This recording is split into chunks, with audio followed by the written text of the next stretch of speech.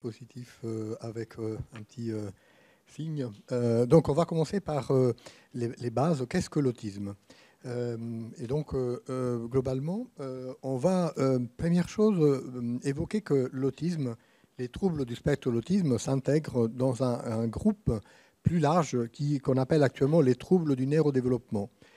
Qu'est-ce que c'est les troubles du neurodéveloppement? C'est des troubles qui interviennent précocement dans le développement de l'enfant, donc de la naissance ou dans les premières années de la vie, et qui ont un impact important sur le développement des grandes fonctions qui sont nécessaires pour le développement, que ce soit le langage, la motricité, l'attention, et dans le cas spécifique de l'autisme, toutes les compétences sociales. La capacité à être en relation avec les autres. Donc ça, c'est un premier point, c'est que l'ensemble de ces troubles sont souvent associés. Donc on parle de troubles du spectre de l'autisme, mais dans un certain nombre de situations, on rencontre dès les premières années de vie, et les choses se précisent avec les années, plusieurs troubles simultanés. Parce que probablement, il existe des facteurs communs, biologiques, génétiques, qui ont un effet global sur le développement, et des facteurs spécifiques qui orientent vers un sous-type particulier de trouble du neurodéveloppement. Et donc, les troubles du spectre de l'autisme, c'est un trouble donc, du neurodéveloppement qui implique l'ensemble du fonctionnement et du développement, avec une spécificité au niveau des capacités d'être en relation avec les autres, la capacité sociale, la capacité d'être en interaction avec les autres. Donc, globalement, si on doit donner les grandes lignes de comment identifier l'autisme, qu'est-ce que l'autisme, on peut évoquer deux grands domaines. Un premier domaine c'est des déficits dans les capacités de communication et d'interaction sociale. Donc, cela se manifeste de plusieurs manières différentes, dans des difficultés dans la réciprocité sociale, la capacité à mener, à avoir une conversation, à avoir une interaction avec un va-et-vient harmonieux avec les autres, une difficulté à initier des interactions sociales avec les autres, à les maintenir, à être dans un échange fluide avec les autres. Et donc avec une difficulté à communiquer, en utilisant donc tous les instruments qu'on a de la communication, notre corps, notre manière d'être en présence, mais également tout ce qui est le langage, qui est l'un des moyens les plus précis, les plus spécifiques pour communiquer. Donc, un premier grand domaine qui identifie l'autisme, c'est ces difficultés, ces déficits permanents, consistants dans l'interaction sociale et la communication. Le deuxième grand domaine qui permet d'identifier l'autisme, ce sont des difficultés, des déficits ou des particularités dans ce qui implique, de ce qui concerne d'abord les comportements, l'apparition de comportements on appelle stéréotypés, répétitifs. Donc c'est des comportements qui ne semblent pas avoir à premier abord une visée de communication, mais c'est des répétitions stéréotypées au niveau du langage, de la motricité, comme par exemple de balancement ou des répétitions de phrases à l'identique qui sont retrouvées régulièrement dans le fonctionnement des personnes avec autisme. À ça s'associe la possibilité d'avoir des intérêts restreints, c'est-à-dire des intérêts ciblés dans des secteurs de manière souvent envahissante, importante, dans des domaines qui peuvent parfois être très atypiques et non immédiatement partageables avec les autres.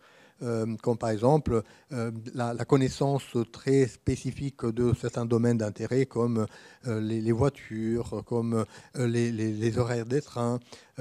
Mais il peut y avoir également des routines et la tendance à répéter les mêmes choses de la même manière pour avoir une certaine répétitivité rassurante, probablement apaisante, qui permet d'avoir un environnement régulier.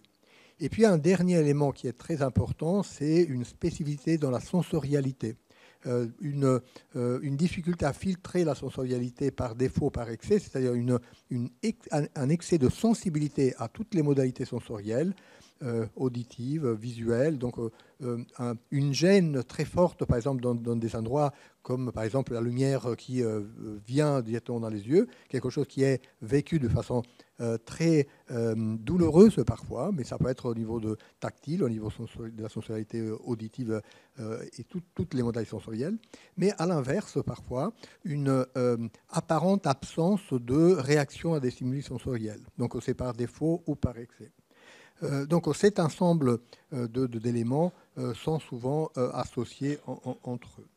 Alors, si je ajoute quelque chose dans la diapositive suivante, ces différents éléments, donc à nouveau communication, interaction sociale et stéréotypie et sensorialité, routine particulière, doivent être évidemment, peuvent être modifiés par un certain nombre d'autres éléments qui sont des dimensions transversales, comme par exemple le langage.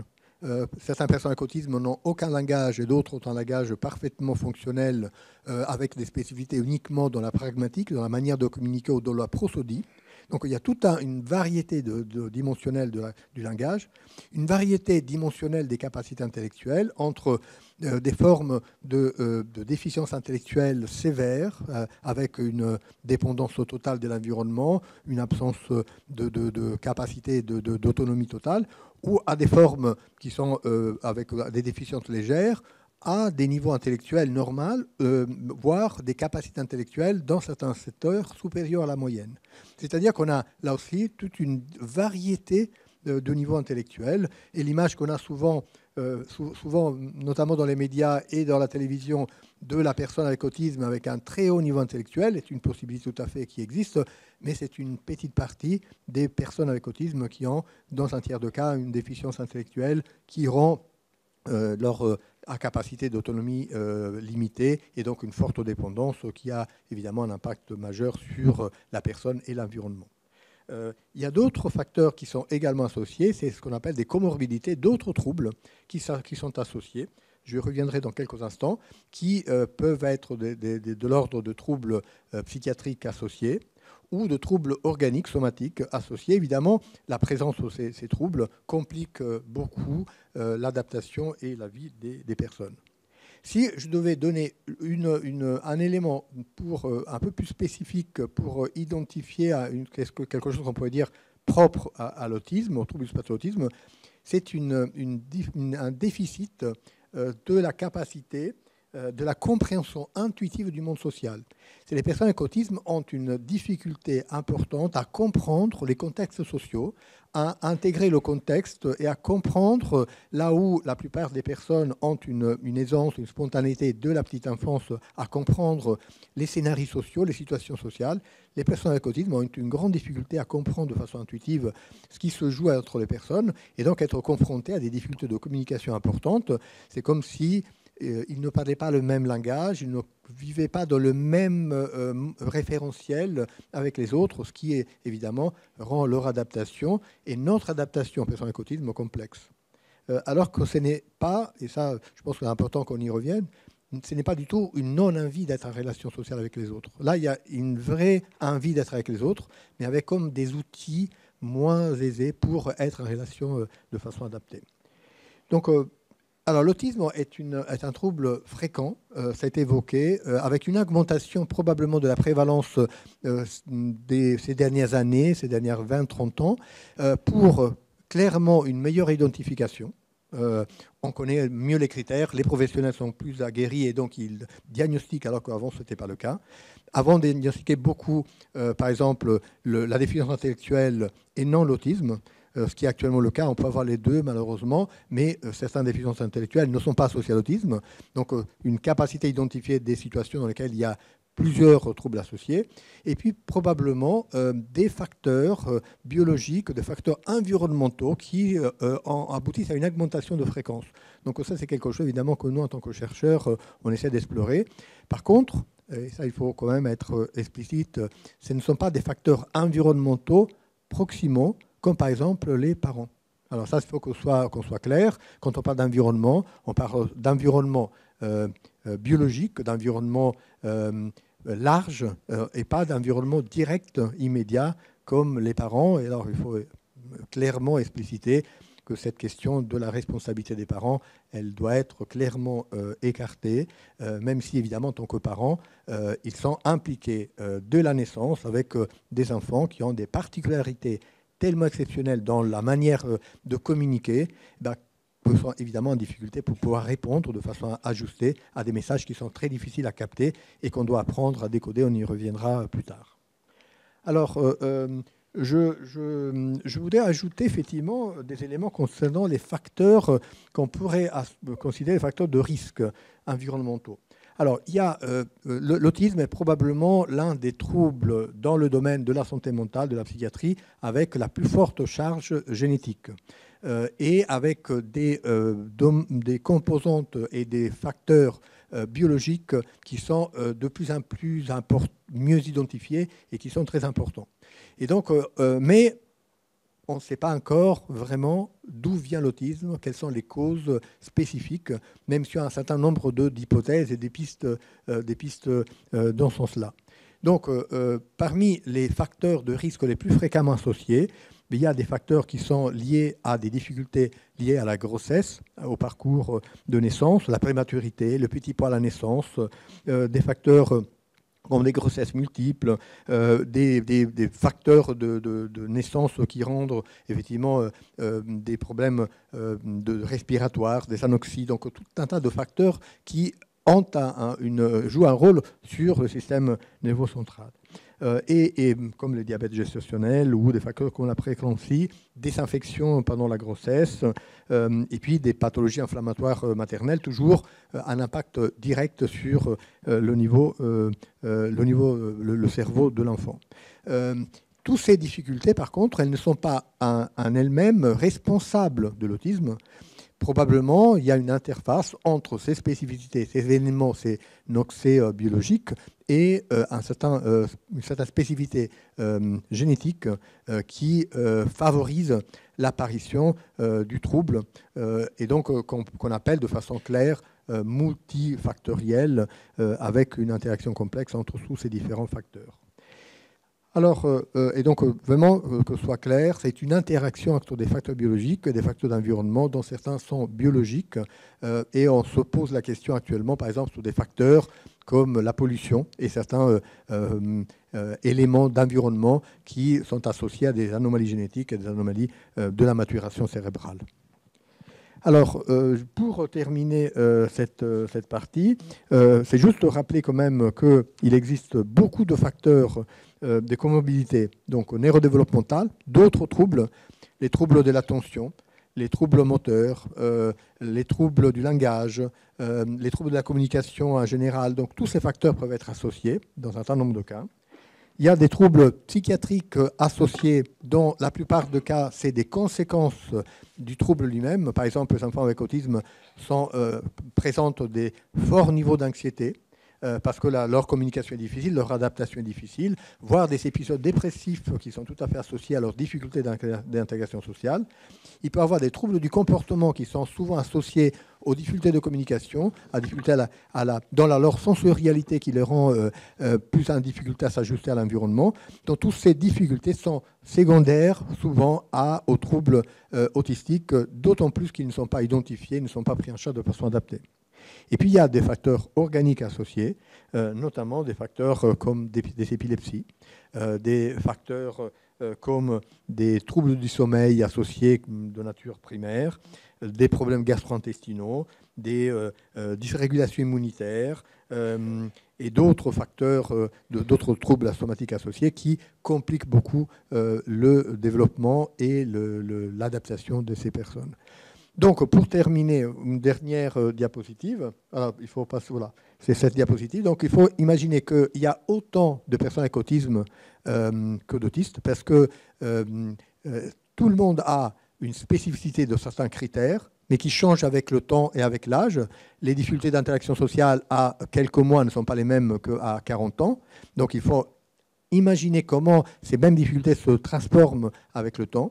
Qu'il y a des facteurs associés de sévérité déjà différentes selon les troubles, qu'il y a des facteurs associés comme des troubles psychiatriques, des troubles neurodéveloppement, des troubles organiques associés. Et donc on peut avoir une panoplie de variables du modèle un peu qui est le plus connu qu'on voit dans les films de la personne avec un syndrome qu'on appelait avant Asperger, donc un syndrome autistique dans lequel l'interaction sociale est le problème le plus évident, avec des spécificités sensorielles, mais avec un niveau intellectuel très bon, voire élevé, avec des hyper compétences dans des domaines. Et puis l'enfant avec déficience intellectuelle sévère, qui a une autonomie très limitée, qui a une épilepsie, qui a une anomalie génétique, qui a évidemment des besoins qui sont complètement différents, avec une nécessité d'accompagnement qui évidemment n'est pas tout à fait le même. Voilà. Donc juste pour comment on pose le diagnostic, pour que c'est un point évidemment très important. Donc le diagnostic se pose d'abord et avant tout avec l'observation clinique et avec le recueil de l'anamnèse. Les enfants avec autisme commencent à présenter leurs difficultés dans les tout premiers mois de leur vie. On pense que probablement il y a des anomalies déjà dans la période prénatale, mais on peut identifier des difficultés dès les premiers mois. Et le plus tôt on identifie ces difficultés, le plus on peut intervenir avec des interventions précoces qui ont un effet d'accompagnement des trajectoires.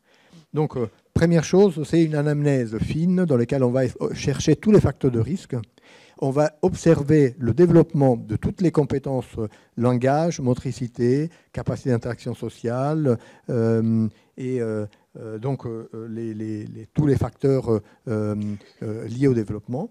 Mais on va explorer avec un examen somatique, neurologique et biologique toutes les spécificités qui pourraient aboutir à des identifications de facteurs génétiques ou biologiques ou de pathologies organiques associées qui ne sont pas exclusives du diagnostic. C'est-à-dire qu'on peut malheureusement avoir l'autisme et un trouble somatique associé. Dans certains cas, il y a un lien causal, pratiquement. Dans d'autres cas, c'est des associations liées probablement à des vulnérabilités communes. Quand on fait le diagnostic, donc, première chose, on pose le diagnostic selon les critères qu'on identifie, interaction sociale, communication sociale, stéréotypie, routine, sensorialité.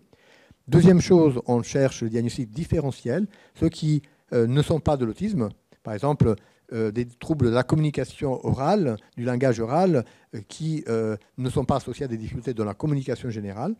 On peut chercher des troubles somatiques associés. Et donc, une fois qu'on a posé le diagnostic différentiel, on va chercher à identifier la manière de fonctionner de l'enfant à tous les niveaux. Parce qu'on a besoin de connaître la manière d'être de l'enfant de la manière la plus précise possible. On y reviendra dans la partie sous l'intervention tout à l'heure. Et donc, il y a des investigations obligatoires, neuropédiatriques, génétiques, biologiques, à côté d'investigations au niveau du développement de l'enfant lui-même.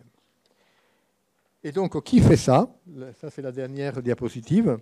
C'est des équipes pluridisciplinaires, parce qu'il faut des orthophonistes, il faut des psychomotriciens, il faut des pédopsychiatres, il faut des médecins neuropédiatres, il faut des généticiens, il faut des ergothérapeutes, donc tous ceux qui peuvent faire un bilan complet du fonctionnement des enfants, pour recueillir le maximum d'informations au moment où l'enfant est identifié. L'âge la plus spécifique, c'est entre 2 et 3 ans. Mais on peut identifier les enfants avant, et puis avec le temps, évidemment, les signes deviennent de plus en plus importants et évidents, mais aussi les compensations apparaissent de plus en plus importantes, ce qui fait que le diagnostic devient parfois plus difficile avec le temps par la suite. On le fait par une observation directe et par des outils spécifiques, dont les deux qui sont les plus connus, c'est l'ADI. L'ADI, c'est un entretien spécifique d'anamnèse pour les parents, pour identifier toutes les spécificités des premières années de vie, notamment les premières 2-3 années de vie. Et la DOS, qui est un instrument diagnostique qu'on fait passer à l'enfant. Donc, c'est une mise en situation de l'enfant dans laquelle il identifie toutes les spécificités pour identifier les symptômes précis du trouble.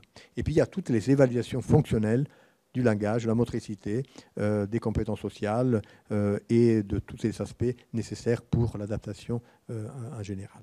Voilà.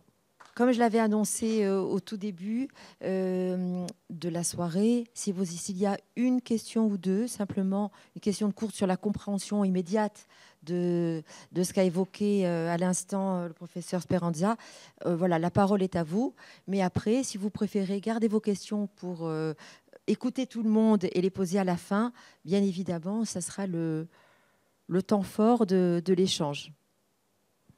Est-ce que vous avez une question immédiate? Alors moi j'ai une petite quand même, avant de laisser la parole au docteur Charles Lahidi.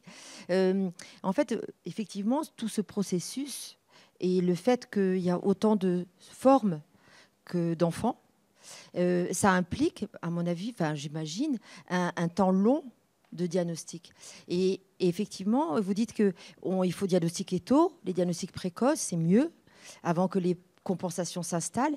Et est-ce que voilà, est-ce que ça ne se croise pas un petit peu avec la nécessité de diagnostiquer tôt et en même temps le temps long de repérer déjà pour les familles, de trouver les bons interlocuteurs et puis d'effectuer effectivement de mettre en pratique tous ces outils diagnostiques spécifiques, d'évaluation, etc.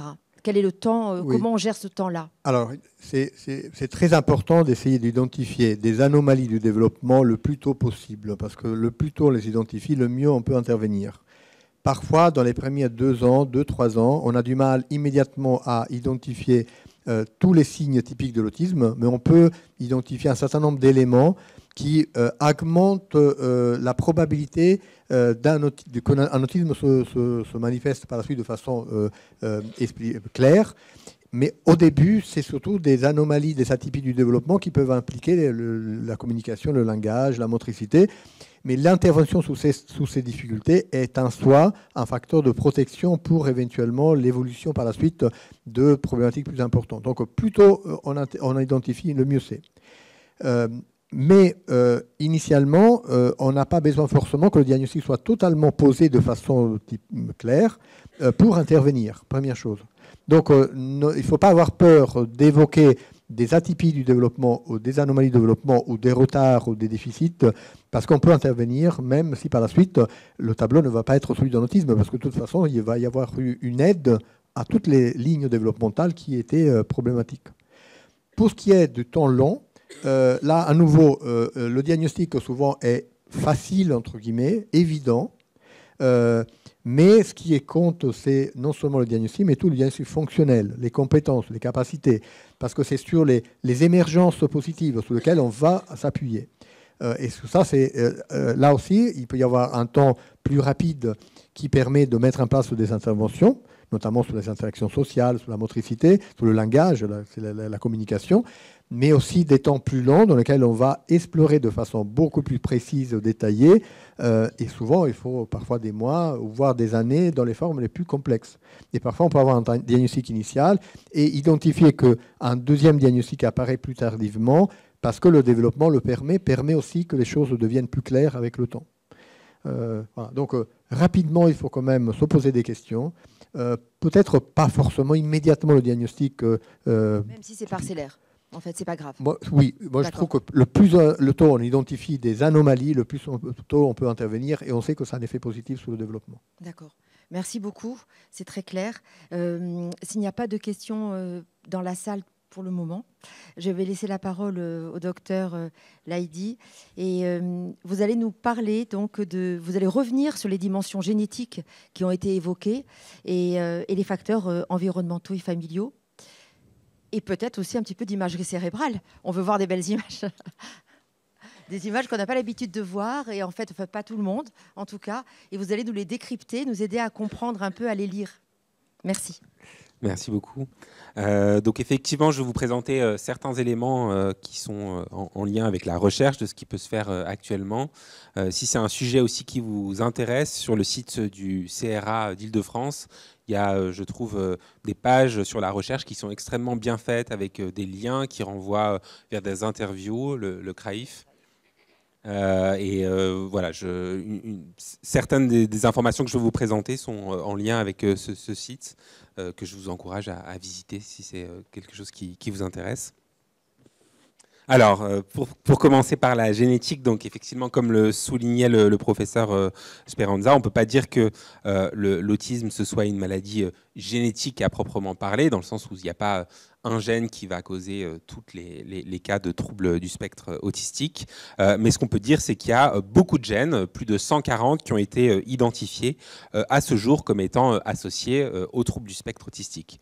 Ce qui est important de dire, c'est que même quand il y a des mutations sur ces gènes, ils ne vont pas nécessairement être associés dans tous les cas et chez toutes les personnes avec des troubles du spectre autistique. Donc il peut y avoir ce qu'on appelle une pénétrance incomplète. Et on peut dire que dans 20 à 30% des cas, la cause de l'autisme peut être associée à un gène qui est connu.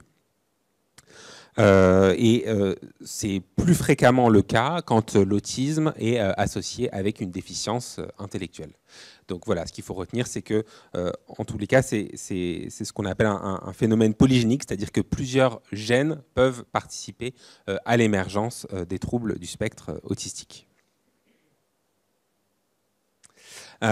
Pour vous parler ensuite un peu plus des facteurs environnementaux, donc pour revenir aussi un peu sur ce que disait le professeur Speranza, il n'y a pas, déjà effectivement ce qu'on sait, c'est qu'il n'y a pas de facteurs environnementaux qui sont liés à l'entourage familial. Ça, je pense que c'est un point qui est extrêmement important. On a pu identifier ces derniers temps une augmentation de l'incidence des troubles du spectre autistique sans qu'on sache finalement à quoi était liée cette augmentation de l'incidence. Peut-être à une augmentation du diagnostic, à une meilleure formation des professionnels de santé, ce qui est effectivement un point qui est important.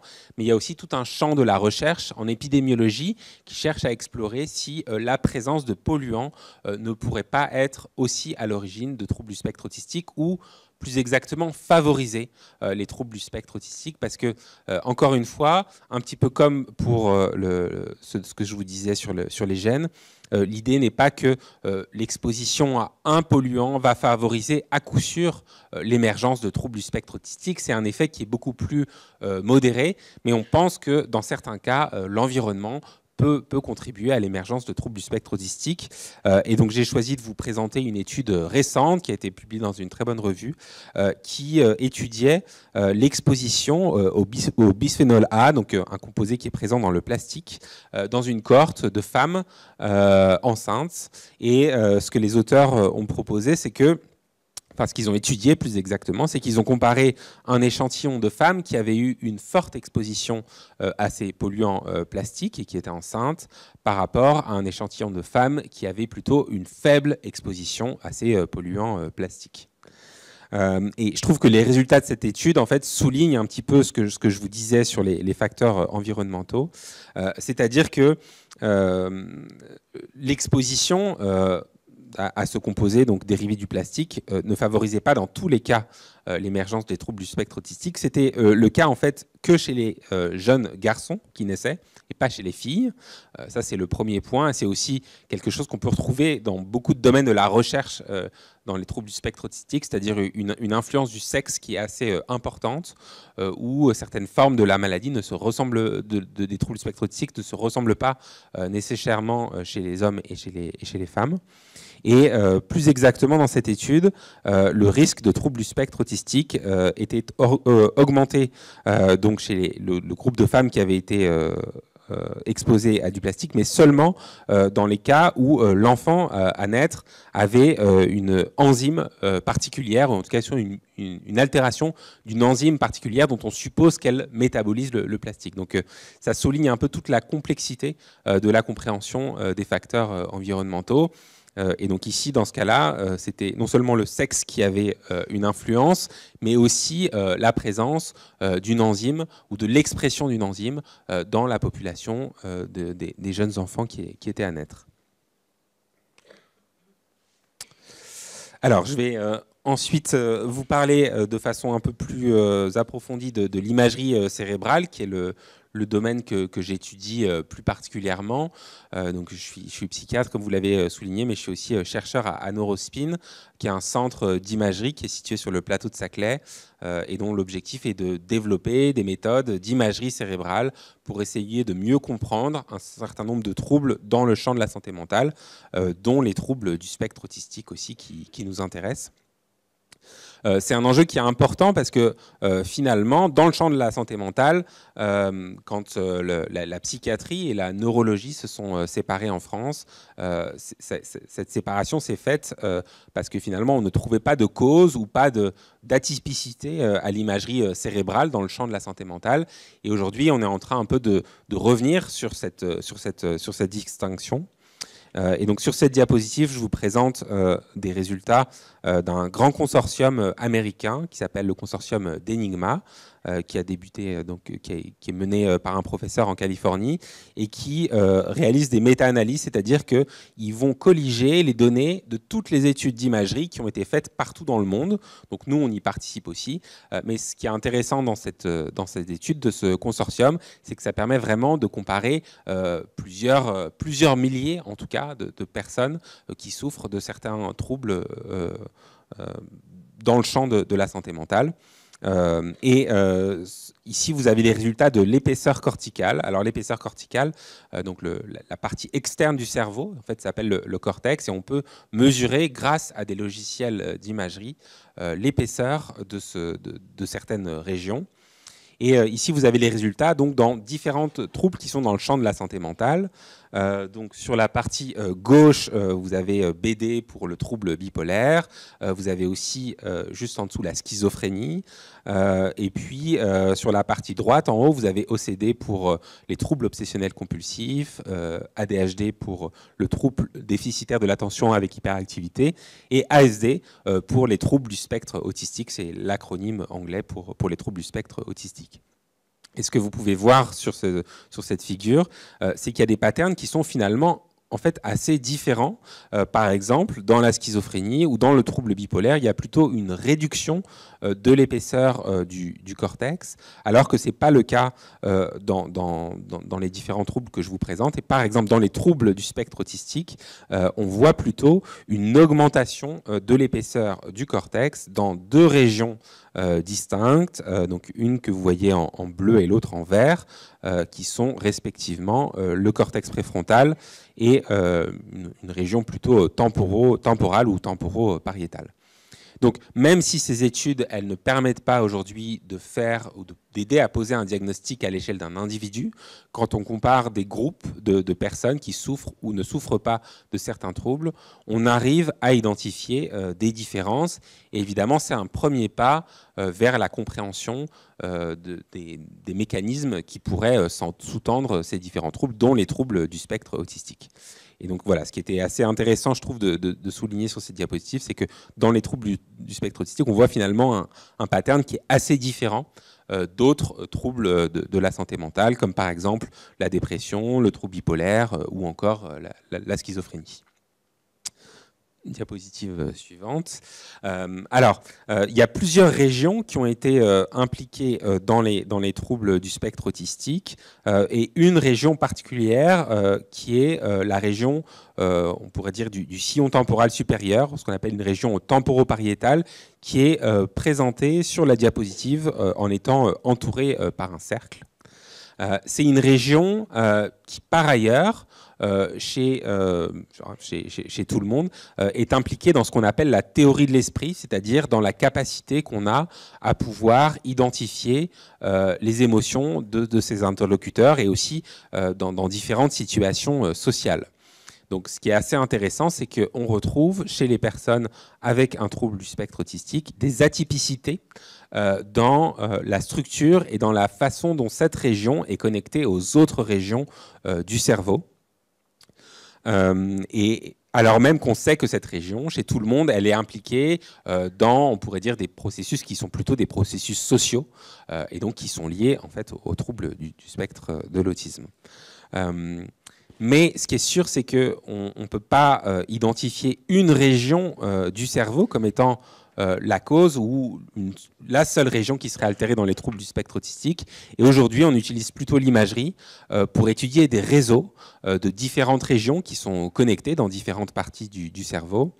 Et une autre région qui est très étudiée, c'est le cervelet, qui est une région que vous voyez ici en bas, qui est située à la partie vraiment tout en bas du cerveau, qui est distincte des deux lobes cérébraux. Et en fait, ce que suggèrent des travaux de recherche, c'est qu'il y a des atypicités dans la façon dont cette région, le cervelet, elle est connectée avec la région temporopariétale dont je vous parlais tout à l'heure et qui est entourée par un cercle. Donc, voilà, globalement, ces études d'imagerie, elles commencent à identifier des réseaux dans les troubles du spectre de l'autisme. Et peut-être qu'un jour, puisqu'on parlait, et on parle souvent aussi beaucoup du retard au diagnostic, peut-être aussi qu'un jour, même si ce n'est pas du tout le cas aujourd'hui, l'imagerie pourra permettre d'accélérer le diagnostic ou de proposer un diagnostic de façon extrêmement précoce pour pouvoir ensuite faire en sorte que les personnes puissent bénéficier de prise en charge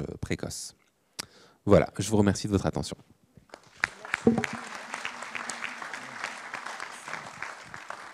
Merci beaucoup, c'était très clair, complexe, mais effectivement très clair, et peut-être ça ouvre la voie à un champ d'innovation thérapeutique, diagnostic très important. Est-ce qu'il y a une question? Oui. On vous passe le micro, voilà. J'avais une question. Vous disiez que parfois ça peut être génétique. Et est-ce que si jamais c'est génétique, si on fait une analyse de sang génétique, on peut connaître le gène responsable et du coup savoir quel type d'autisme c'est ou pas? Alors, effectivement, pour faire un diagnostic génétique, ça se fait en étant basé sur une prise de sang. Mais comme je vous disais, c'est très rare qu'un seul gène, finalement, soit impliqué. En général, c'est plusieurs gènes. Et c'est des atypicités dans plusieurs gènes qui vont probablement contribuer à l'émergence des troubles du spectre autistique. Donc, finalement, c'est assez rare qu'on puisse identifier, avec une prise de sang, un seul gène impliqué dans les troubles du spectre de l'autisme. Alors, comme je l'ai dit, on va prendre encore une question et puis après on va garder les autres questions pour la fin, pour pouvoir laisser la parole à tous les intervenants. Juste une précision, parce que ça c'est effectivement un sujet sensible. Quand on parle de génétique, il y a la génétique classique dans laquelle certains gènes sont transmis d'un parent à un enfant. Et puis il y a aussi une génétique où il y a des mutations spontanées qui ne sont pas liées directement à une transmission d'un gène d'un parent à l'enfant. Et ça, c'est important parce que, en effet, quand on parle de génétique, on pense immédiatement que c'est quelque chose qui est directement transmis. C'est bien plus complexe. Il y a des cas où c'est le cas, et d'autres cas dans lesquels c'est effectivement des mutations spontanées qui sont liées au hasard de la production des spermatozoïdes et des ovules. Effectivement. Alors, voilà, une dernière question. Alors, moi, j'ai une question très rapide sur les progrès de l'imagerie médicale. Est-ce qu'on pourrait imaginer que ça puisse se faire in utero? Alors, c'est une très bonne question. Et effectivement, c'est possible aujourd'hui de réaliser une IRM cérébrale in utero. Ça pose des défis particuliers parce qu'en fait, l'IRM, c'est finalement une façon de prendre une photographie qui est très sensible au mouvement. Et donc, in utero, il y a un mouvement qui est très, très important. Mais c'est possible de faire de l'IRM in utero. Donc, je dirais qu'il faudrait d'abord, à mon avis, réussir à identifier à l'échelle individuelle des atypicités chez des enfants ou même éventuellement chez des adultes pour pouvoir ensuite pousser jusqu'à pouvoir étudier in utero les anomalies, les atypicités cérébrales. Mais techniquement, en tout cas, c'est possible de faire de l'IRM in utero. Et il y a une grande cohorte américaine dont les données ont été publiées et dont certains chercheurs qui essayent de s'intéresser justement à la prédiction des troubles du spectre de l'autisme. Ça reste vraiment des travaux de recherche assez pointus qui sont réalisés par très peu d'équipes dans le monde et qui, en aucun cas, peuvent, en tout cas aujourd'hui, fournir des réponses individuelles. C'est vraiment dans le domaine de la recherche. On est dans la recherche fondamentale encore, avec une mise en application peut-être à un horizon, 5 ans, 10 ans, c'est quoi le rythme de la recherche? Toujours difficile de se prononcer, mais en tout cas, je pense au moins 10 ans. Au moins 10 ans. Très bien. Alors, on reportera les autres questions. Gardez-les précieusement. Vous les poserez à la fin. Je redonne la parole au professeur Speranza pour nous faire un état des lieux sur la prise en charge, les méthodes de prise en charge aujourd'hui. Intervention précoce, comme on le Oui. disait, et guidance parentale en particulier. Je vous laisse la parole. 10 Oui. minutes. Je vais essayer de vous donner juste 2-3 messages. Alors, le premier message, c'est que la prise en charge de l'autisme, elle doit être personnalisée. Ce qu'on appelle le projet personnalisé d'intervention, c'est quelque chose qui doit intégrer évidemment le diagnostic, mais aussi de quel type de sous-type d'autisme, de trouble du spectre d'autisme s'agit, mais surtout l'évaluation fonctionnelle des troubles, c'est-à-dire les fragilités et les points de force de l'enfant. Si on voit la diapositive suivante, on voit on fait une évaluation approfondie pour identifier en effet sous le développement les différentes déficits qui existent, mais aussi les compétences, les points d'émergence. C'est là où on va s'appuyer pour le développement de stratégies d'intervention. On va essayer d'évaluer les modes d'apprentissage préférés, parce que chaque enfant, et les enfants avec autisme en particulier, ont leur manière particulière de traiter l'information, et donc ont des modalités privilégiées avec lesquelles on peut plus facilement les accompagner. Par exemple, de façon plus facilitée, tout ce qui est communication visuelle est plus facile que la communication verbale, par exemple. Et donc, il faut passer souvent par des stratégies visuelles d'organisation un peu de l'espace et de la communication. Les centres d'intérêt qui sont parfois problématiques parce qu'elles entravent les interactions avec les autres, mais peuvent être aussi un levier très important à partir duquel construire un certain nombre d'apprentissages, de connaissances, et aussi, dans certains cas, même des parcours professionnels à partir de ces compétences, ces intérêts spécifiques. Et puis, la manière effectivement de communiquer préférée, les meilleures stratégies de communication qui fonctionnent chez les enfants. On doit considérer que la prise en charge est toujours, elle doit intégrer autant l'aspect éducatif que différents aspects thérapeutiques qui impliquent un certain nombre de soutien au développement, de dimensions de développement qui sont problématiques. Il y a une dimension pédagogique et qu'il faut vraiment avoir en tête. Et heureusement, les lois ont encouragé quand même l'intégration scolaire des enfants de plus en plus, même si ça reste, il y a de progrès à faire.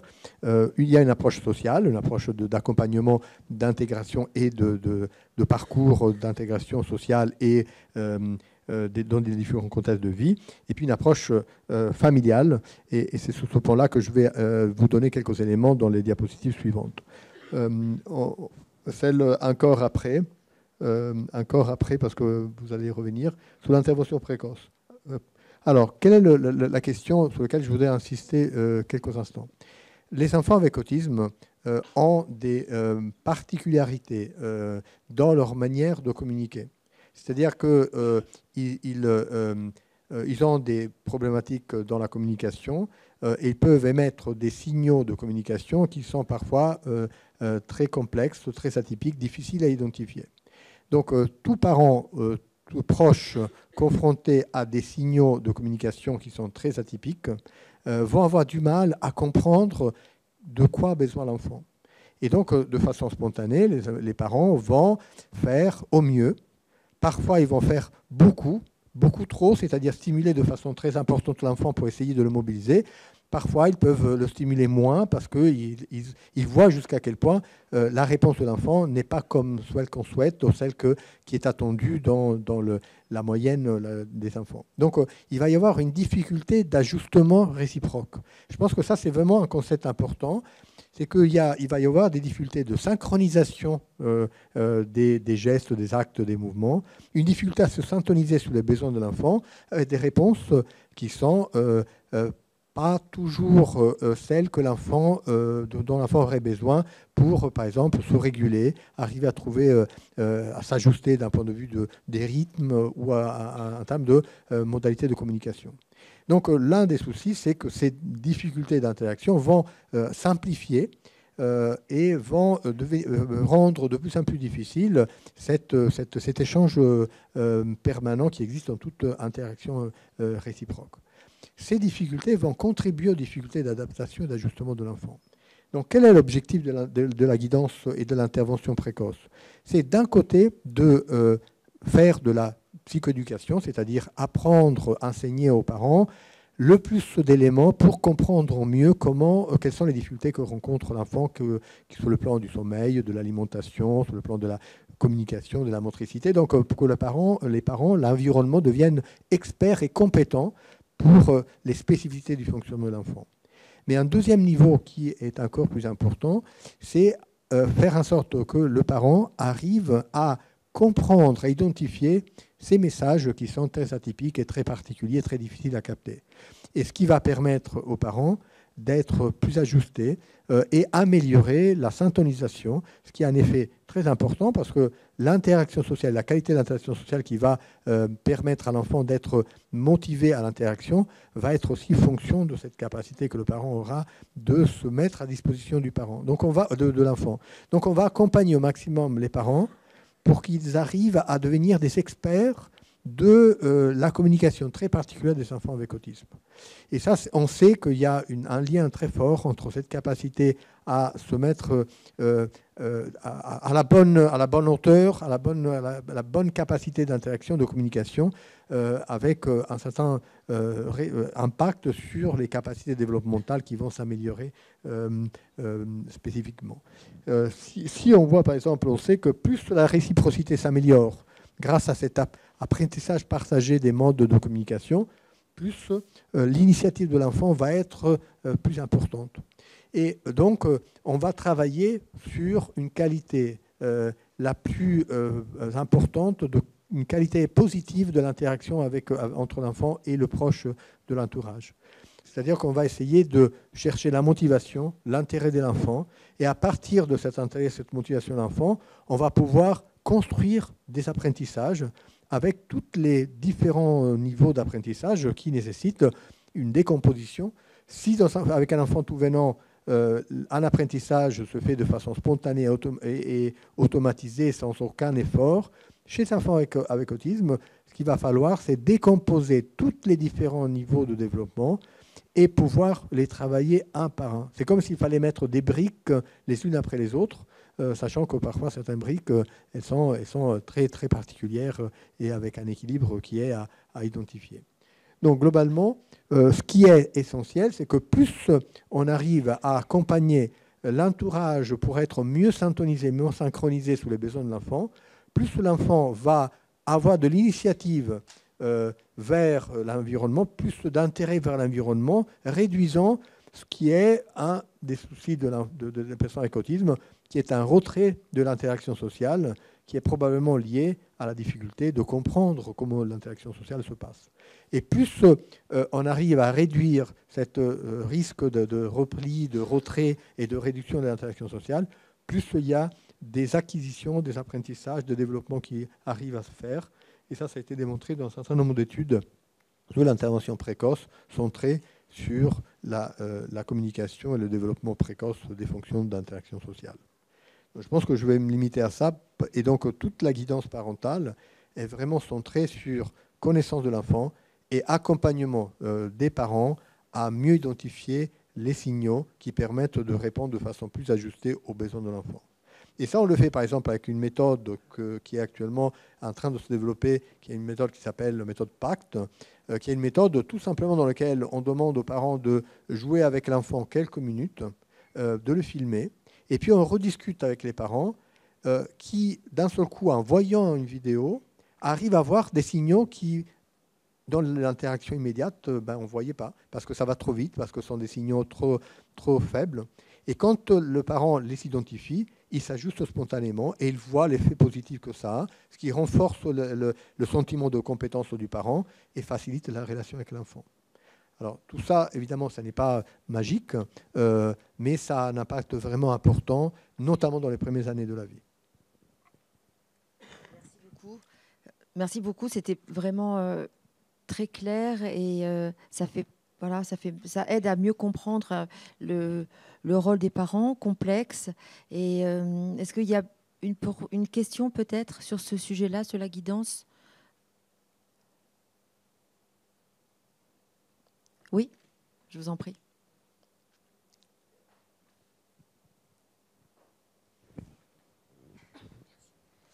En fait, j'ai une question juste pour savoir où est-ce qu'on peut apprendre cette guidance parentale, en fait. Est-ce qu'il y a des lieux spécifiques?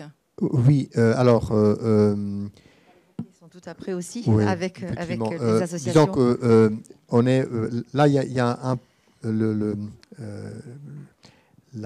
l'organisme qui essaye de coordonner toutes les actions sur les troubles du neurodéveloppement en France est en train de promouvoir un grand plan de guidance parentale dans lequel certains guidances parentales spécifiques vont être de plus en plus développées.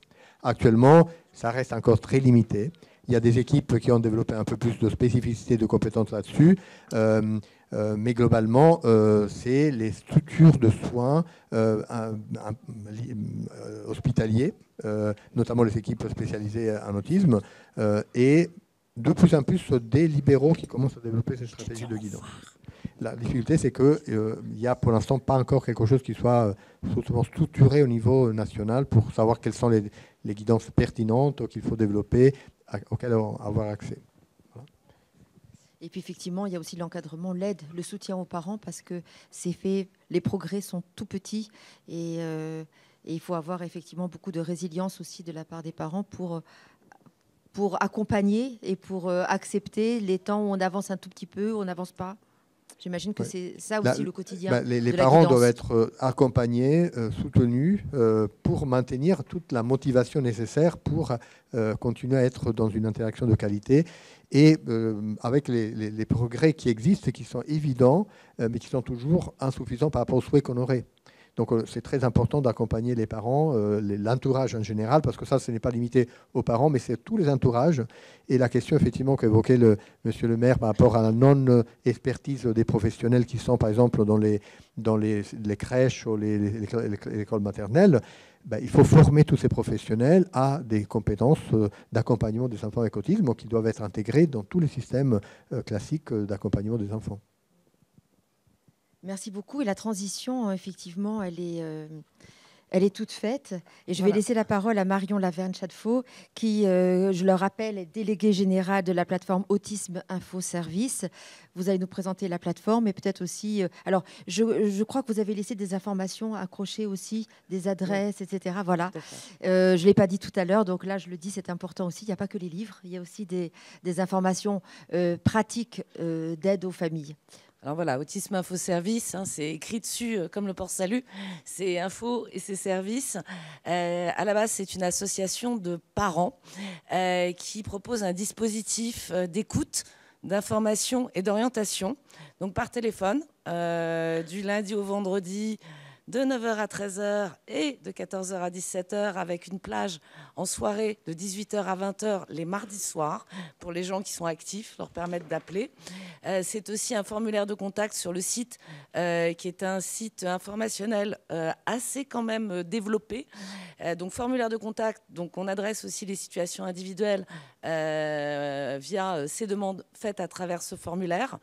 Et nous disposons également d'un annuaire des ressources autisme qui est national, qui est directement accessible sur le site, où vous trouverez des libéraux, des associations de famille, les adresses des MDPH, les centres de diagnostic publics, etc., etc. Donc voilà, aujourd'hui j'ai pris des petites notes parce que je ne fais pas des statistiques toute la journée. C'est en moyenne à peu près 500 mails par mois, Autisme Info Service, et plus de 870 appels par mois. C'est une association qui a 5 ans, c'est gratuit, c'est un numéro vert qui est non surtaxé. Ça s'adresse donc bien entendu à toutes les personnes concernées. La majeure partie des gens qui nous appellent ou qui nous contactent par le formulaire de contact, ce sont des aidants. Donc, soit c'est un parent, soit c'est un proche. On est à 60%. Les personnes autistes elles-mêmes, ça accroît au fur et à mesure des années, mais on est à 24% quand même de personnes directement concernées qui nous appellent parce qu'on va répondre quand on le peut et quand on a des choses à proposer, bien entendu, sur tout le parcours de vie. C'est-à-dire qu'on en parlait tout à l'heure, il y a effectivement le diagnostic, souvent...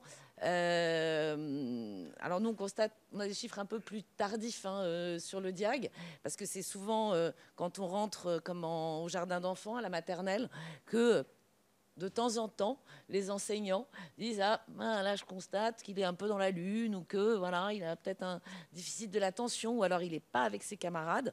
Mais voilà, donc 24% quand même d'adultes TSA qui nous appellent. On a 9% de professionnels. Et alors justement, un peu le paradoxe, c'est qu'on a 0,9%, c'est-à-dire même pas 1% de personnel de l'éducation. Donc voilà, c'est les mauvais élèves, les professionnels de santé, les professionnels encadrants, beaucoup d'AESH d'ailleurs qui prennent leur métier à cœur et qui nous contactent en disant là, j'ai un enfant, il est autiste, je ne sais pas comment faire, peu accompagné par l'éducation nationale. Voilà. Aujourd'hui, les demandes concernent à 47,8%, donc presque 48%, des enfants qui ont moins de 14 ans. Donc c'est de l'accompagnement, ça peut être de l'accès au diag. Voilà. 59% des demandes, c'est du parcours. Donc pour ces personnes, c'est effectivement la scolarité, quels accompagnements mettre en place, comment est-ce que j'ai accès à une ergothérapeute, bref. Et 45% de l'ensemble des demandes, c'est de la demande de diagnostic, que ce soit de l'adulte ou que ce soit de l'enfant. 33% des adultes, 31% d'enfants de moins de 15 ans et 24% 15-25. Donc voilà, c'est pour les grandes lignes de ce qu'on constate. Et ça, c'est des chiffres 2023. Pas encore fait les chiffres pour l'année qui n'est pas terminée. Donc voilà, vous avez tout ça sur la slide. Je vais parler pratico-pratique parce qu'on a évoqué les critères diagnostiques, on a écrit tout ça. Aujourd'hui, il y a deux façons d'avoir accès à un diagnostic, que vous soyez, je dirais, avec un enfant ou que vous soyez adulte. C'est le service public, avec effectivement des unités d'évaluation, souvent à l'hôpital, ou pour des enfants de moins de 7 ans, à travers une plateforme de coordination et d'orientation TND, donc des troubles du neurodéveloppement, où là, vous avez normalement des équipes pluridisciplinaires qui vont accompagner les parents quand il y a le constat justement d'un retard de développement vers le diagnostic et vers un forfait d'intervention précoce, à savoir effectivement, on n'attend pas forcément le diagnostic pour aider l'enfant en motricité, en orthophonie, avec un psychologue, etc. Et pour commencer à guider justement ses parents vers de quoi l'enfant a besoin, où est-ce qu'il a des difficultés et comment est-ce qu'on l'aide à compenser justement ces difficultés. L'autre biais pour le diagnostic, mais toujours dans le service public, vous avez 27 CRA, donc Centres de ressources autisme, le CRAIF et celui d'Île-de-France. Le IF à la fin, c'est pour Île-de-France. Il y en a 27 en France, dans toutes les régions. Donc la première porte d'entrée, c'est de s'adresser quand même au CRA, qui sera capable de vous orienter sur une unité diagnostique. Ils ne feront pas eux-mêmes forcément le diagnostic, parce que c'est ce qu'on appelle une unité de diagnostic de 3e ligne. Donc on est sur du diagnostic complexe et pas du diagnostic, je n'ai pas envie de dire, le diagnostic n'est jamais simple, mais voilà. Mais au moins, ils seront capables de vous orienter. Et ça, c'est pour le service public. Malheureusement, comme dans tout le secteur de la santé, il y a des délais d'attente. Il y a un manque de praticiens, il y a un manque de personnes formées. Donc, les délais d'attente peuvent être longs. Sinon, il y a une autre solution, c'est le libéral. Et là, vous trouvez des libéraux qui sont capables de réaliser des bilans normés, à visée diagnostique, le fameux ADOS et ADIR, c'est la base, c'est le minimum. Et si ça ne passe pas par ces deux bilans-là, vous n'avez pas un bilan diagnostique. Et vous n'êtes pas capable derrière de mettre en place ce qu'on va appeler un programme de psychoéducation avec un professionnel formé et qui va justement, avec ce diagnostic, être capable de mettre en place ce programme pour compenser, je dirais, pour aider l'enfant à compenser ses difficultés et guider les parents. Et vous en trouvez en revanche dans l'annuaire d'Autisme Info Service, on les référence et effectivement on vérifie leurs références pour être certain effectivement qu'ils soient capables de faire des vrais bilans à visée diagnostique d'autisme. On est, il y a quelques années, tombé sur un médecin qui faisait des diagnostics de syndrome de Peter Pan. Comment vous dire? Donc il faut faire quand même très attention et Anne-Sophie va en parler, parce que justement, il y a les bonnes pratiques. Et c'est là-dessus qu'il faut être quand même encore très vigilant en France, parce qu'il y a des gens qui ne sont pas formés, ne connaissent pas, pensent bien faire, mais vont vous faire perdre un temps énorme, parce qu'on peut être diagnostiqué à n'importe quel âge. Mais effectivement, plus tôt on accompagnera les personnes, et mieux elles se sentiront. Voilà. Merci beaucoup. Est-ce qu'il y a une question? Non?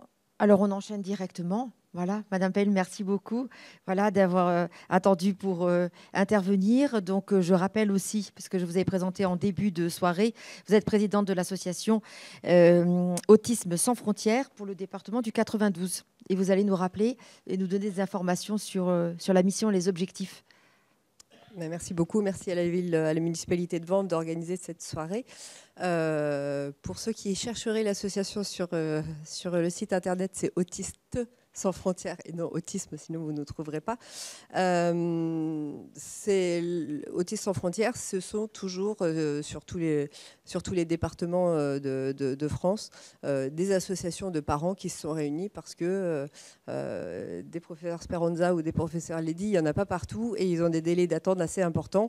Et donc parfois on se retrouve avec des diagnostics ou pas de diagnostics. Et bref, on se sent très très isolé en tant que parent à se demander ce qu'il faut faire avec notre enfant qui est atypique, quand bien même parfois on a le diagnostic, qu'est-ce qu'on en fait derrière? Parce que les professionnels n'ont parfois pas de place et on a tous les sons de cloche des idées reçues, effectivement, et on a bien du mal à faire le tri. Donc dans tous les départements, dans toute la France, maintenant, il y a un maillage d'associations effectivement assez important qui permettent à tous les parents de trouver effectivement une réponse locale pour que vous ne vous sentiez plus isolés et qui vont vous permettre d'éviter les écueils qu'on a tous connus, c'est-à-dire les retards de diagnostic et encore une fois les idées reçues. Autisme sans frontières, 92 en l'occurrence, à force de presque bientôt 25 ans d'expérience sur le terrain du 92, on a effectivement identifié les lieux leviers, les forces, les possibilités que les libéraux, quand on oriente toujours de toute façon vers des plateformes effectivement qui sont prises en charge par l'État, mais malheureusement les diagnostics où les délais d'attente étant tellement longs, on a aussi tout un maillage libéral qui nous permet de réduire les délais d'attente pour que les parents puissent effectivement avoir des réponses un peu plus rapides. Et ça répond aussi à la question de la personne qui posait la question de savoir comment on fait pour la guidance parentale, comment on fait pour avoir ci ou pour avoir ça. On peut effectivement avoir des personnes, des professionnels qui ont été validés par nos psychologues experts en autisme et qui vont pouvoir établir les bilans, qui vont pouvoir établir avec les parents sont co-thérapeutes, des programmes éducatifs individualisés et on va pouvoir les mettre en place sur tous les lieux de vie avec en priorité effectivement les parents qui vont être formés. Donc on organise également des formations pour les parents et pour les professionnels. Ces éducateurs, grâce à une convention éducation nationale, vont pouvoir aller dans l'enceinte de l'éducation nationale ou dans les crèches ou dans différents lieux de vie grâce à des partenariats ou d'ailleurs à 11 légendes avec lesquelles on est conventionné également pour aller sur tous les lieux de vie, apporter non seulement la compréhension de cet enfant-là, parce que vous l'avez compris, ils sont tous différents. Donc maintenant, l'idée, c'est de le comprendre lui et de mettre en place le fameux programme individualisé. Que vous dire d'autre? Toutes les recommandations qui ont été faites sur les bonnes pratiques dont on vous a parlé, c'est évidemment notre philosophie première. C'est-à-dire que à partir du moment où il y a un diagnostic, il faut faire une intervention précoce et si possible intensive, qu'il faut mettre dans ces recommandations de bonnes pratiques qui ont été éditées en mars 2012, c'est-à-dire presque hier, sur une échelle d'une vie, c'est mettre l'enfant et la famille au cœur du projet. C'est qu'on ne va pas faire un programme qui est pour tout le monde, mais bien sur ses besoins, ses compétences et ses possibilités. On va évaluer régulièrement effectivement le développement de l'enfant sur différents domaines, sur son cognitif, sur le sensoriel, sur le moteur, sur sa communication. Sur les possibilités d'apprentissage, il y a toute une part, vous l'avez dit, monsieur le maire, de ce qu'il sait faire pour être inclus à l'école. Qu'est-ce qu'on va pouvoir lui demander pour qu'il aille au mieux dans une classe? Est-ce qu'on va devoir passer par juste du pairing avec les autres élèves? Est-ce qu'on va passer vers la sensibilisation complète de l'équipe enseignante? Est-ce qu'il va falloir adapter l'entièreté des consignes? Tout ça, ce sont des choses effectivement qui sont faites avec les professionnels qui gravitent autour de l'enfant. Voilà, je pense qu'on a fait un bon tour. Je pense que le plus important, c'est effectivement vos questions sur ces sujets-là. Mais voilà, le but des associations de famille, c'est que vous ne vous sentiez pas isolé. Parce qu'on l'a dit, c'est une personne sur 100 et pour autant, on n'en rencontre jamais dans la rue. Donc on se sent très très seul quand on est parent d'enfants avec autisme. On a vraiment l'impression qu'on est les seuls à subir ça. J'ai bien dit subir, hein, parce que moi-même, maman d'enfants avec autisme, et on nous isole quand même socialement pas mal aussi. Donc ne vous sentez pas seul, rejoignez les associations, il y en a énormément. Dernière petite information, on est aussi à la MDPH parce que effectivement ça fait partie du combat des familles, c'est qu'en plus on doit remplir des dossiers régulièrement et des dossiers MDPH, donc c'est pas simple. Donc voilà, c'est un peu le fil conducteur que je voulais vous faire passer. C'est effectivement rejoignez les associations.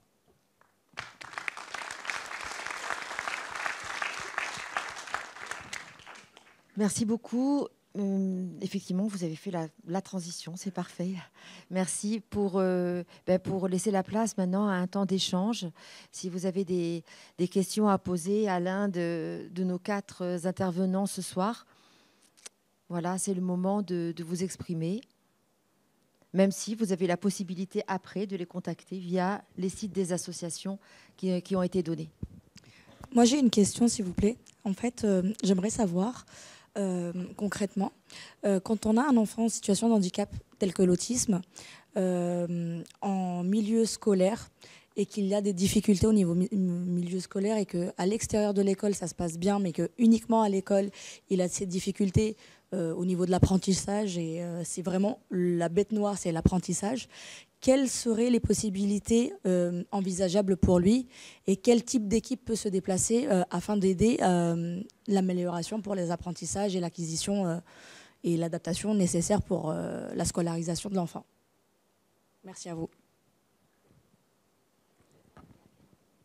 Alors, qui se lance dans la réponse? Alors moi, je veux bien, parce qu'on est effectivement, excusez-moi, messieurs les experts, spécialisés sur la scolarisation. On a un conventionnement avec l'Éducation nationale. Donc, si c'est effectivement un diagnostic d'autisme, parce que seules les associations pour les personnes avec autisme ont eu des conventionnements avec l'Éducation nationale pour faire rentrer des experts de l'autisme dans l'enceinte de l'Éducation nationale pour aller faire ce qu'on appelle de la supervision, c'est-à-dire observer quelles sont les difficultés à cet endroit-là précisément. Et ce qui peut être fait dans différents lieux de vie aussi, hein, mais là vous me parlez de l'Éducation nationale. Une autre question, madame? Ah oui, bonsoir. Oui, j'aimerais savoir un peu plus sur les risques qu'il y a à l'adolescence, surtout quand les adolescents ne sont pas diagnostiqués et n'ont pas envie aussi de s'approcher vers un psychologue ou quelqu'un qui peut les aider. Alors, je vais donner 3 exemples rapidement. Un exemple, c'est une personne avec autisme, une adolescente ou un adolescent avec autisme qui a un niveau intellectuel normal. Ce qui se passe, c'est que sa capacité à identifier sa différence par rapport aux autres va s'améliorer. Donc, elle va être de plus en plus sensible à la différence. Et donc, elle peut souffrir beaucoup, non seulement de cette différence, mais aussi des comportements que les autres peuvent avoir, de harcèlement, de rejet, de mise à distance. Et ça peut être très douloureux et être à l'origine, par exemple, de difficultés dépressives, d'anxiété, d'anxiété, de dépression, parce que c'est une prise de conscience de la diversité dans des environnements qui ne sont pas forcément aidants. Il y a un deuxième cas de figure, c'est quand les personnes ont longtemps compensé leurs difficultés jusqu'au point qu'on ne les voit pas immédiatement.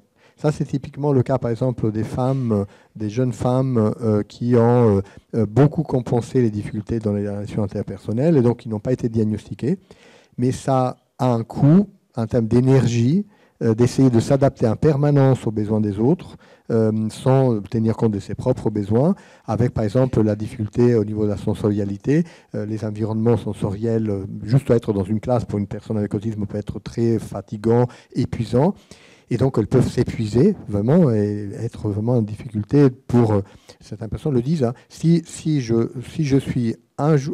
sors un soir, pour 10 jours, il faut que je reste à la maison pour récupérer, tellement pour moi c'est un effort. Mais malheureusement, souvent, ça ne se voit pas en surface, mais c'est pour les personnes extrêmement pénibles et donc ça peut être vraiment source de beaucoup de souffrance. Ça, c'est dans les femmes, par exemple, avec le niveau intellectuel est de bon niveau et donc il y a sous cette conscience des difficultés. Il y a des formes plus complexes dans lesquelles, par exemple, il y a des difficultés intellectuelles ou des difficultés d'apprentissage plus importantes, où il peut y avoir une difficulté à s'intégrer dans des parcours professionnels, de parcours de formation, et donc avec une moindre valorisation des compétences possibles. Et c'est là que le diagnostic est important, parce qu'on peut identifier des personnes qui ont des déficits, des limitations, mais aussi des compétences sur lesquelles on peut s'appuyer pour un parcours professionnel adapté. Et dans l'idéal, par exemple, identifier des compétences spécifiques qui peuvent être un levier d'intégration sociale et de participation à la communauté de façon générale. Oui, bonsoir. Moi, je suis psychomotricienne et je voulais ajouter quelque chose sur les ressources internes à l'éducation nationale, parce que du coup, et c'est souvent assez peu connu des enseignants, il y a les EMASCO maintenant, qui sont aussi des acteurs qui viennent et qui peuvent soutenir, en tous les cas, les équipes enseignantes, voilà, des problématiques du type des enfants TSA. Et l'autre point, vous l'avez mentionné, mais vous êtes passé assez vite sur la PCO.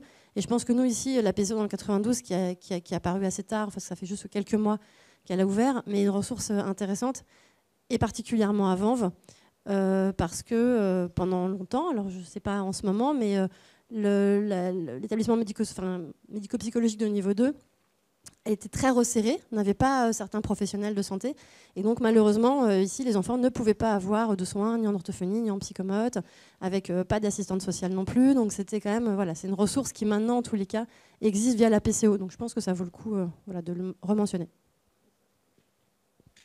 Je voudrais juste rajouter sur les EMAS que c'est les enseignants et l'éducation nationale qui doivent demander l'intervention des EMAS et ce n'est pas les parents qui peuvent faire cette demande.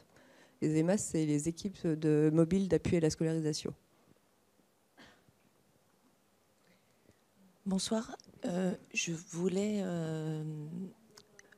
savoir si à un moment dans le développement de l'enfant, l'adolescence était une période particulièrement compliqué déjà de base, mais avec un enfant qui a un TSA, est-ce que c'est une exacerbation des troubles ou au contraire, passé l'adolescence, on voit des schémas où les choses s'apaisent? Alors, ce qu'on sait, c'est que les difficultés d'interaction sociale ont tendance à persister comme l'une des caractéristiques les plus spécifiques du trouble. Et à l'adolescence, il y a une augmentation de l'exigence d'interaction sociale.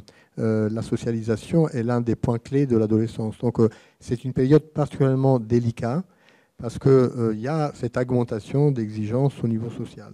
Et donc, d'autant plus que les adolescents commencent à se rendre compte de l'écart, ça peut être un moment douloureux.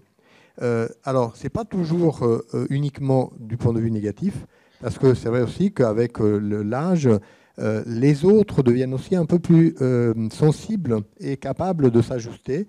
aux besoins de la personne. Donc les personnes avec autisme à l'adolescence peuvent être un peu plus facilement intégrées, notamment à partir, par exemple, du lycée, parce qu'il y a une sensibilité plus importante des élèves qui mûrissent aussi et qui prennent en compte un peu davantage leurs difficultés. Donc je ne dirais pas que les difficultés augmentent en tant que telles, mais c'est les exigences de socialisation qui augmentent. Et donc on ne demande plus la même chose, et donc on voit davantage d'écart parfois dans les contextes. Mais il y a aussi là l'âge où les potentialités aussi, si elles sont identifiées, peuvent être valorisées dans des parcours spécifiques qui sont ajustés à ces compétences, voire aux intérêts restreints qui peuvent devenir un levier de positif, par exemple.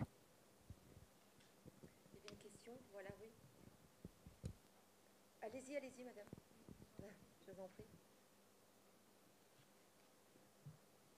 Oui, bonsoir. Je voulais savoir si toutes ces aides des éducateurs, il fallait absolument que l'enfant soit inscrit à la MDPH, que ce soit des aides pour la famille, pour les professionnels de crèche, ou voire même en accueil inclusif dans les écoles.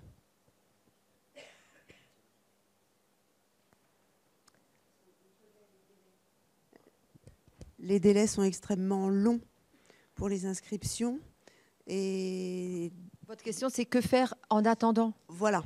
Comment aider les familles et les professionnels qui sont voilà, aussi confrontés à différents troubles de l'enfant?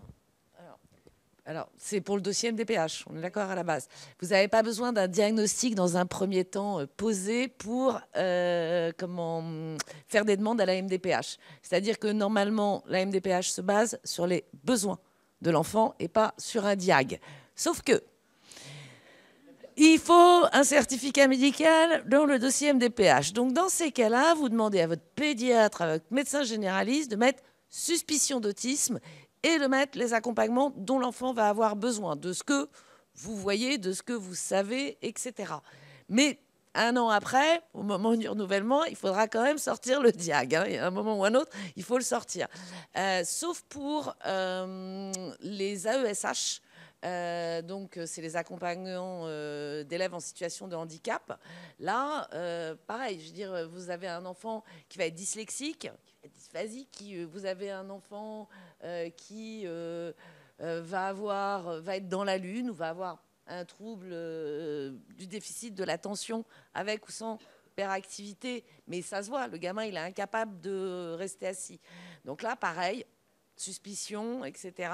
Et il a besoin, pour être canalisé, d'avoir quelqu'un à côté de lui qui lui répète les consignes, qui l'aide, etc. Ensuite, voilà, vous demandez les aides dont vous avez besoin. Vous avez des aides financières pour compenser, je dirais, les interventions. Payer une psychologue, c'est pas pris en charge. Hein. Un éducateur spécialisé, c'est pas pris en charge non plus. Et nous, ce qu'on conseille aux parents, pardon, c'est effectivement des devis annuels avec bien entendu la prescription du médecin qui va dire il a besoin d'accompagnement avec un psychologue, un éducateur, etc. Pour effectivement obtenir des financements et être capable de couvrir une partie, je dirais, de ces accompagnements. Parce qu'il ne faut pas se leurrer. Hein. Quelque part, c'est des histoires de compléments, des histoires de barèmes. Souvent, les prises en charge financièrement sont plus importantes pour les familles. Le reste à charge, ce qu'on appelle le reste à charge, que effectivement ce que vous allez obtenir à côté. Voilà. Merci beaucoup pour cette réponse tout à fait concrète. Et j'espère qu'elle vous a aidé, madame, pour répondre à votre préoccupation quotidienne importante. Voilà. Alors, voilà, madame, là-bas, oui. Bonsoir, ça s'entend? Qu'est-ce qu'on peut proposer aux familles pour jeunes adultes aux alentours 21 ans, pour lequel le diagnostic est arrivé tard, que le parcours depuis l'enfance et la guidance parentale n'a pas été mis en place et que ça a été chaotique? Comment il peut retrouver une inclusion, une insertion, la scolarité n'étant pas positif, étant peut-être dans les troubles du comportement, en inadaptation sociale, mais ayant des compétences et des centres d'intérêt spécifiques, mais complètement perdus dans la guidance parentale. Est-ce qu'aujourd'hui, les structures de type maison d'accueil spécialisée, masse ou femmes, peuvent répondre à ce besoin, ou comment on peut s'occuper de lui, quoi, en fait, comment on peut l'aider, sachant que la solution d'hospitalisation à vie, je pense que c'est une prison pour eux, quoi, enfin, parce que des fois on arrive à des situations de crise assez fortes, parce que lui-même est en mal, enfin, les experts l'ont bien expliqué, en fait il est en souffrance de plein de choses, et plein de choses qui n'ont pas été mises en place pour lui, donc en fait il est voilà, en inadaptation sociale. C'est un gros vide, quoi, oui. Merci. Non, ce que je peux dire, parce que j'ai été impliqué aussi dans la prise en charge du diagnostic à l'âge adulte, c'est qu'il y a beaucoup de structures qui existent. Après, c'est très difficile comment dirais-je, parler d'un cas spécifique. Il y a des groupes d'habileté sociale qui existent pour les personnes qui sont diagnostiquées à l'âge adulte. Il y a aussi des associations qui sont plus spécifiquement... alors oui, des groupes d'entraide mutuelle. Après, ça dépend vraiment de quel groupe d'entraide mutuelle. Enfin, moi, ma compréhension, mais je ne sais pas ce que vous en pensez, c'est que souvent il y a un maillage un peu territorial et qu'il faut connaître un petit peu ce qui est possible, comme dans l'annuaire dont Madame parlait. Mais voilà, je pense que c'est difficile. Et après, pour les femmes ou les masses, effectivement, c'est des structures qui peuvent prendre en charge certaines personnes, mais ça dépend vraiment de la situation de chacun. C'est que ouais, mais les associations, voilà, oui, les associations de personnes autistes adultes, elles fleurissent effectivement. Il y en a beaucoup et ils ont très souvent ce parcours-là, un diagnostic tardif, jeune adulte, donc eux-mêmes pourront effectivement s'entraider. Sauf que justement on est dans un cas un peu borderline, c'est-à-dire que la SAMHSA, il faut quand même un maximum d'autonomie et un minimum de troubles de comportement, et que si on est en borderline, justement, on est dans le cas des masses, mais il faut qu'ils aient une spécificité TSA. Et juste pour citer le 92, le SAMHSA de Clamart, par exemple, c'est 2-3 ans d'attente aussi, et puis ça implique autonomie. Donc, et quand on est borderline, c'est encore une autre structure qu'il faut. Et est-ce que les MSA sont habilités pour les cas spécifiques TSA? Enfin, il y a un gros vide de structure, de vide médical. Et puis, enfin, on arrive à une caricature qu'il y aurait absence justement d'aide pour ce type de cette partie de la population qui pourrait finalement aller dans la délinquance ou alors dans la folie à l'extrême, quoi. Enfin, je ne sais pas, c'est un peu caricature, mais c'est effrayant en fait. Je trouve que c'est effrayant pour les familles, effrayant.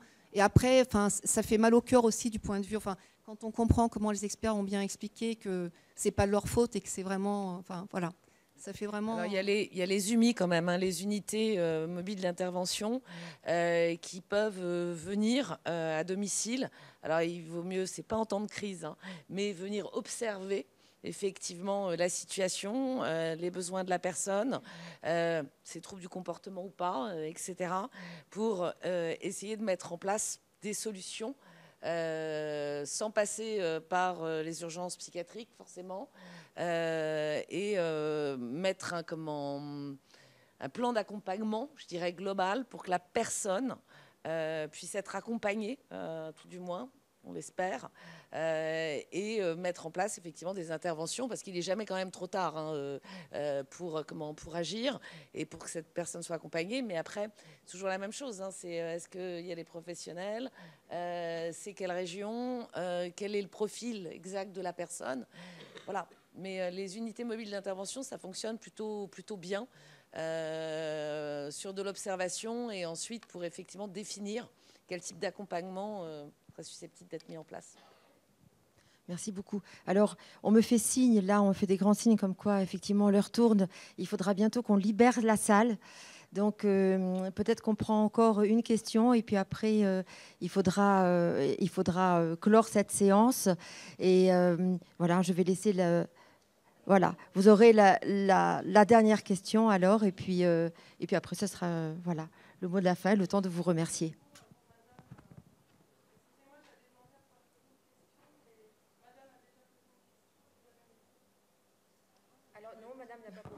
Donc, en fait, je vous laisse la parole.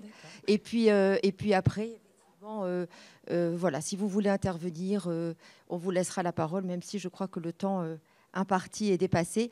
Mais avec plaisir, voilà, nous vous laisserons une minute. Bonsoir, je vous remercie. J'ai plus une question sur la recherche. On voit au niveau des prédiagnostics d'autisme et des diagnostics que les diagnostics pour les filles et les femmes sont nettement plus complexes que pour les garçons ou les hommes, notamment parce qu'elles mettent, semble-t-il, en place des mécanismes de compensation plus importants. Mais est-ce qu'on est seulement dans des mécanismes de compensation particuliers ou est-ce qu'au niveau de la recherche actuelle, il est démontré que au niveau génétique, au niveau, est-ce qu'il y a d'autres marqueurs, des marqueurs différents, chez les filles et chez les garçons, notamment? Est-ce que la recherche évolue à ce niveau-là? Vous avez parlé du bisphénol A tout à l'heure, mais est-ce qu'il y a d'autres différences qui sont démontrées actuellement? Il y a des différences qui sont démontrées, et notamment en imagerie cérébrale, on retrouve très souvent une grande influence du sexe qu'on ne retrouve pas forcément dans d'autres troubles. Il y a des équipes qui travaillent notamment aux États-Unis spécifiquement sur essayer de comprendre pourquoi est-ce qu'à la fois le diagnostic de trouble du spectre de l'autisme peut être plus fréquent chez les hommes que chez les filles, ce qu'on appelle l'extreme male théorie ou d'autres. Mais après, c'est toujours difficile d'expliquer pourquoi. D'autres personnes qui suggèrent que peut-être que les femmes, de manière générale, ont une meilleure théorie de l'esprit que les hommes et elles peuvent plus facilement compenser que les hommes. Après, de savoir si est-ce que c'est lié à l'environnement, est-ce que c'est lié à l'éducation, à la société, ça c'est toujours quelque chose qui est compliqué, mais il y a beaucoup de personnes qui travaillent sur la compréhension du sexe et de l'influence que ça peut avoir dans les troubles du spectre de l'autisme. Et pardon, est-ce qu'il serait question de modifier les critères diagnostiques ou de les préciser en fonction du sexe? Parce qu'on observe qu'il y a vraiment des différences parfois. C'est le cas.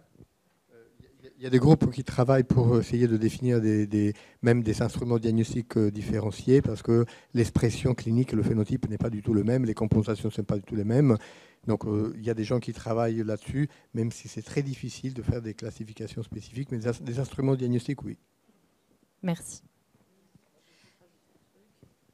Alors, il y a une très bonne brochure éditée par le GRAF, G-R-A-A-F, l'autisme féminin expliqué aux professionnels, pour que justement ces pros puissent appréhender ce que vous racontez, à savoir effectivement elles compensent, mais elles vont se fatiguer plus. Et puis, quand elles sont petites, on va dire, non, mais elle est très calme, elle est dans son coin, elle lit, c'est une enfant très discrète.